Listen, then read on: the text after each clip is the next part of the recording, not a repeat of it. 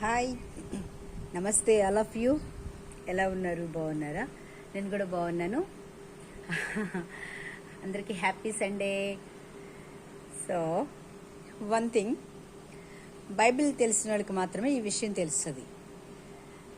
తండ్రి అయిన దేవుడు పాత నిబంధనలు యెషయా గ్రంథంలో మనం చూస్తే, ఆకాశమే ఆలకించు, భూమి చెవియొగ్గు, నా పిల్లల్ని పెంచి పెద్దవారిగా చేశాను, కానీ వారు నా మాట ఇనుక నా మీద తిరుగుబాటు చేస్తున్నారని బైబిల్ గ్రంథంలో మనకి స్పష్టంగా తెలియజేస్తుంది.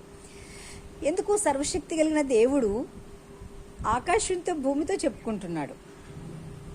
సో ఇంకొక విషయం ఏంటంటే,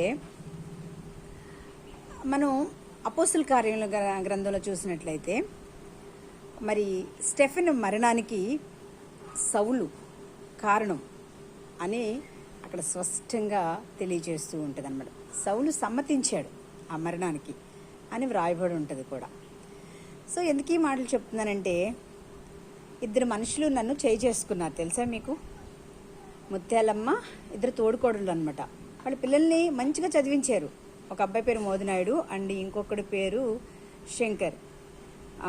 ఇక్కడే మన అనకాపల్లి దగ్గరలో పూల కొట్టు ఉంటుంది వాళ్ళది. అండ్ ఇంకొక ఆవిడ ముత్యాలమ్మ అన్నది, ఆవిడకి ఇద్దరు మగపిల్లలే.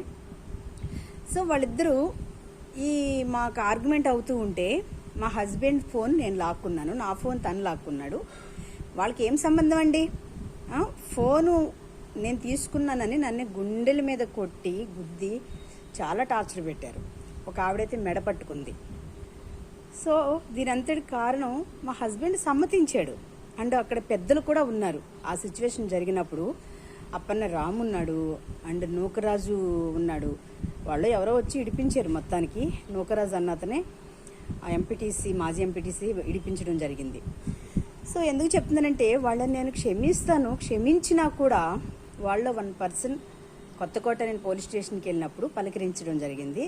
ఇంకొక ఆవిడైతే పలకరించలా. ఎంత పొగరబోతుందంటే, వాళ్ళ ఆయనకి కుష్టి వ్యాధి అయితే ప్రార్థన చేశాను. వాళ్ళ అబ్బాయి పెద్దోడికి 7 సంవత్సరాల పిల్లలు లేకపోతే ప్రార్థన చేశాను. ప్రతిరోజు నేను సండే సర్వీస్లో ప్రతి అంశం ప్రార్థనలో ఏది మర్చిపోయినా ఆ విషయాన్ని మర్చిపోయేదాన్ని కాదు.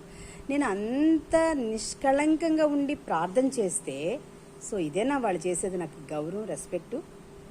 ఒక గురువునండి, ఒక గురువునే కొట్టారంటే భూపత్పాలెం విలేజ్లో చూడండి.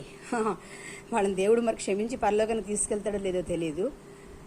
బట్ ఏ కారణం లేకుండా, ఏ తప్పు లేకుండా నా హస్బెండ్ ఫోన్ కోసమని వాళ్ళు నన్ను గుండెల్లో గుద్దారు. ఒకవేళ బ్లౌజ్లో పెట్టుకున్నాను అనుకున్నారేమో. ఇంకొకటి, వాళ్ళు మాట్లాడే విధానం ఎలా ఉందంటే, మా ఊరోళ్ళ మీద నిందేస్తారా ఫోన్ పోయిందని మా అక్క అందంట. సో అందుకు కొట్టడం జరిగింది. సో ఇది ఎంతవరకు కరెక్ట్? మీరే ఆలోచించండి.